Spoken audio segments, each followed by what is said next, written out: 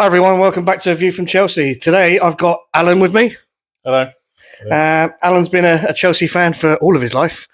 We're going to do exactly the same as I did with Sean. I'm going to ask him a few questions about what he thinks about Chelsea and stuff, and we'll see how it goes. Again, it's just a casual conversation, Alan. It's like we're sitting there watching the game, mate. Good. So my first question is pretty much the same one I asked Sean. What is Chelsea's priority coming for this next window? Personally, I don't think we should sign anyone, so to speak, like for the main teams. I think we should leave it as it is because they're doing okay at the moment, especially the league. We are doing a lot better than we have been in the past few years. Maybe offload a few players that we don't need, get a bit of money up for the summer transfer window. That's when we can concentrate on getting the players that we do need. Does that make sense? So your priorities at this moment in time are just basically focus on... Carry on as we are, yeah. Focus on what we're doing in the league and just keep doing what Maresca's doing at the moment. Yeah, because it doesn't seem to be anything wrong with it, as far as I can see. I like it. That's a good, positive feel about it, rather than... That's what I'm trying to get, that's what I'm trying to get across. All right, so then you said, obviously, we sell a couple of players now. We've racked up some serious money for the window. We get to summer. What are we doing in the summer? Who are we bringing in? Goalkeeper, straight away. That's what we need. We need a new goalkeeper. Sorry, Sanchez is a muppet. His decision-making is rubbish. His distribution's questionable. We need someone with a bit more experience. What's his name? The French keeper at Inter, Mike Maignan. Yeah, him. He's quality. Might be a little bit pricey, maybe. I'm not sure. Do you not think he's on the wrong end of the age spectrum for a Chelsea player? No, because we need experience. He's not that old. He's what, 27, 28? He's still got another 6 years, and he can pass on his knowledge to the younger, not Sanchez. We can sell him, but he can help Jorgensen. Do you know what I mean? It's like you wouldn't look to maybe bring back Jordi Petrovic back and use him as a first choice goalkeeper, or would you just prefer to go and spend big on a top tier goalkeeper? Someone with experience, a bit more experience than Sanchez, because he's just useless. So that would also rule out someone like Diogo Costa from Porto. I was getting to him. His ship may have sailed, but he's another one that's got some good. Do you know what I mean? He's got the experience. He's got the knowledge. Who else was Kobel? Is it Kobel? Yep. I might butcher some of these names. Yeah, no, that's.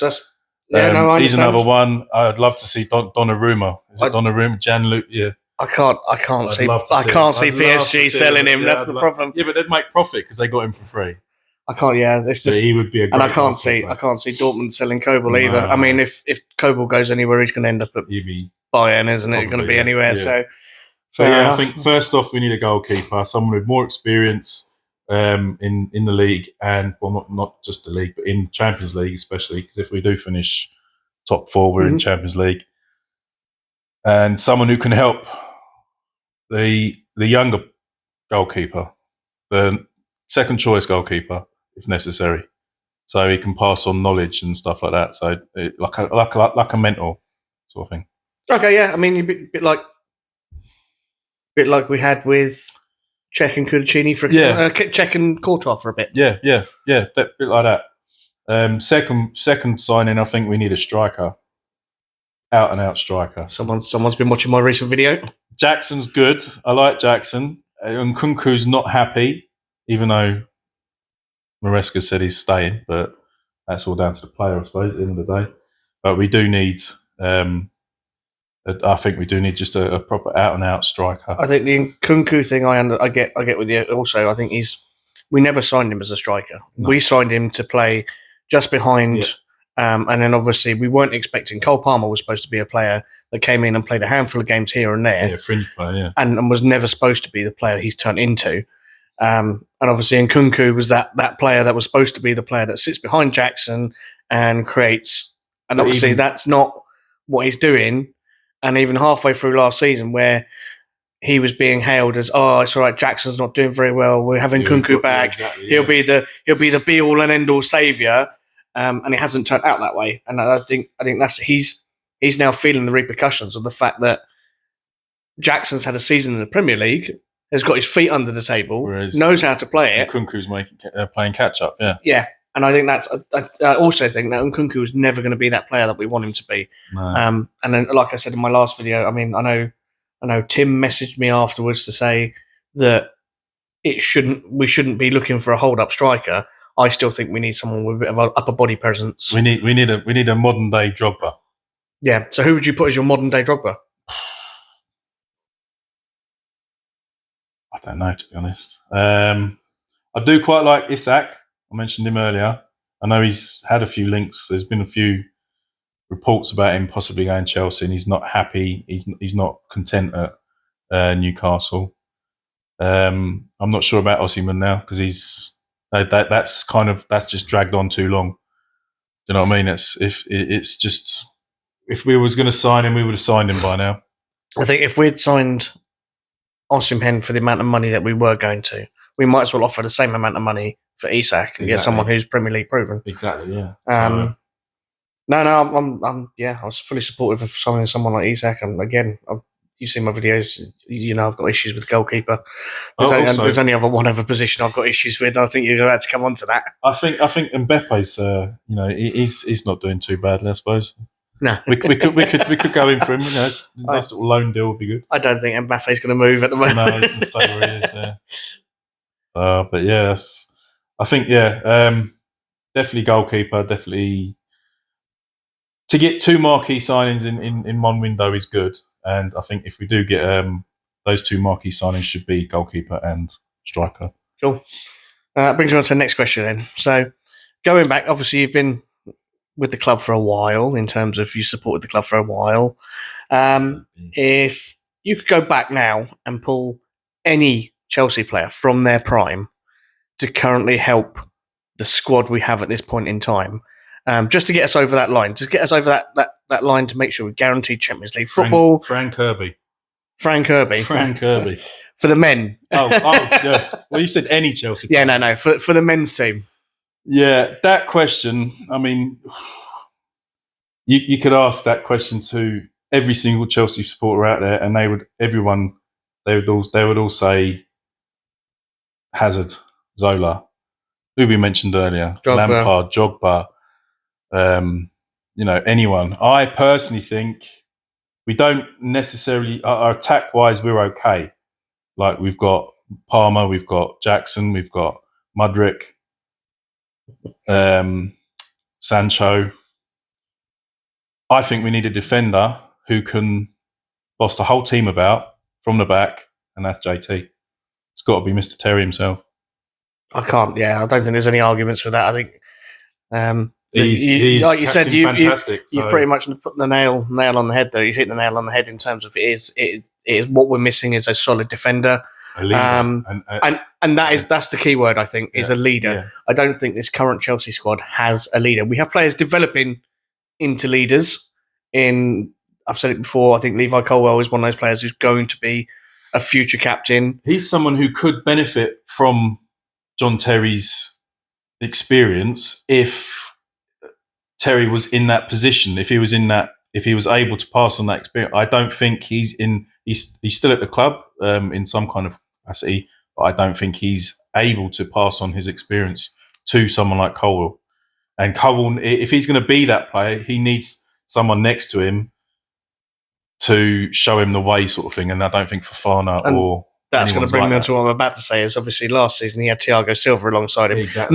Not for most of the season, because obviously Poch liked to play him as left wing back rather than a left centre back. I think if he'd had more time alongside Thiago Silva as a left centre back, I think that partnership might have been enough. He might have imparted enough information, enough on how to be a leader into Colwill that he could be that player. But yeah, no, I agree. I've said we need someone a bit more experienced, a bit more level-headed alongside him. Yeah.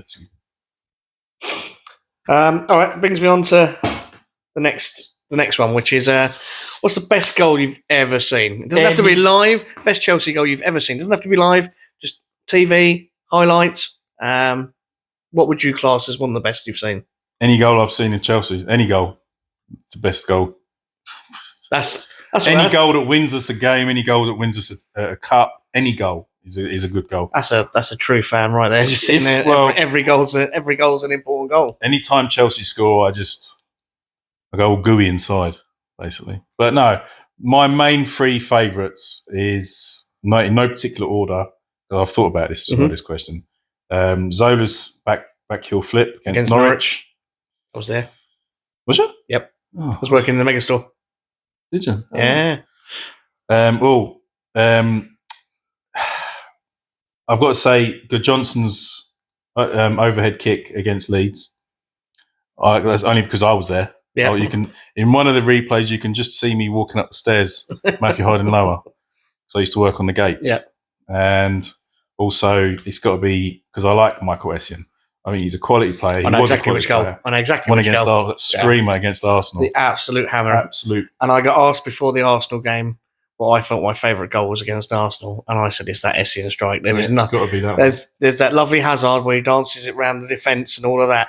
Doesn't beat an absolute 45-yard screamer. I mean, that's maybe a bit of an exaggeration, but I think that the Johnson goal and Essien goal were both set up by Lampard. Yeah. But Zola's flick was come from a corner, I think. Yeah, it did. So, those last question, and it's probably the hardest question, I think, especially because I know what your heart wants to say, and I've recently chucked it out there as a video. Do you think we can win the title this season? What with the way games have gone so far for other clubs? If other results go our way, we're in with a chance. If Liverpool slip up, which I'm hoping they do, it's a big if. I don't think we will win the league this year. I'm hoping we get at least one cup, FA or even the conference, Europa Conference thing. Something, I think if the players and the fans need some kind of they need something to keep them going, sort of thing. I don't think we're strong enough to win the league, especially with Sanchez in goal. Maybe next year, but definitely within the next 2 years, if we can keep hold of these players that we've got, maybe add one or two higher profile signings, so to speak, like get rid of the two idiots at centre back and bring in someone who's very decent from Palace. You know what I'm talking about? Mark Gurhey, yeah. Like him. Maybe within next season or the season after, we'll get the league. But the thing is, we need to beat the top three teams. We haven't beaten them this year. Yeah, I mean, I 100% agree. I think it's if we win it this year, it'll be a freak win. It won't be because it's been engineered by and fans out there will sit there, and I know fans will sit there and say, "Oh, Maresca, amazing, God tier, this, that, and the other." If we win it this year, it's not because of him. It's because it's been pure jam more than anything else. Yeah. I mean, we're currently watching City go through their worst patch ever. They've got Liverpool this weekend. Yeah, I think they're going to get well and truly done if Liverpool bring their A game. They did last night. And we've got an Arsenal side that aren't necessarily firing on all cylinders. Yeah. I mean, this time last year and the season before, and I think the season before that, they were pretty much top of the league or thereabouts with City. And now it's Liverpool, 10 points clear. Yeah. 10 points clear of City. And then we're third. Yeah, we're third and only a point behind City now as well. So, so it could be second after the Villa game this week. Could be. And they drew last night as well. That was a good score for them. You also have to think about, if you think about what was dubbed as the top six, and I'll use that in inverted commas. Man United obviously tailed off massively. Now, obviously, we don't know what's going to happen with Amorim come the window and whether he's going to fix them. Yeah. And obviously, Arsenal could still pick up. I think Arsenal pick up from where they are. Yeah, I think Arsenal will and then obviously we've also got Spurs being Spurs. Unpredictable, yeah. And bear in mind, they're the only side we haven't played out of that so-called top six. Six. And I think, personally, we should roll them if we're looking at some of the teams we've played and how close we've been, margin-wise. But if they play the way they did against City, then It could probably be a draw. But you're saying that they could play the same way as they did against Ipswich. Well, yeah, exactly. So it's Spurs at their best. Yeah. So, Tottenham unpredictable. But yeah, no, I totally agree with you. I think 2 years is probably the realistic aim, and I think that's what Maresca is aiming for. In my heart of hearts, I would love to see us win. You know what I mean? We've got 3 chances still. We've got the league, we've got FA Cup, we've got Conference League. I want to call it the Rugby League, but I can't. So we're still in there with a chance to get some kind of silverware. So let's hope we do.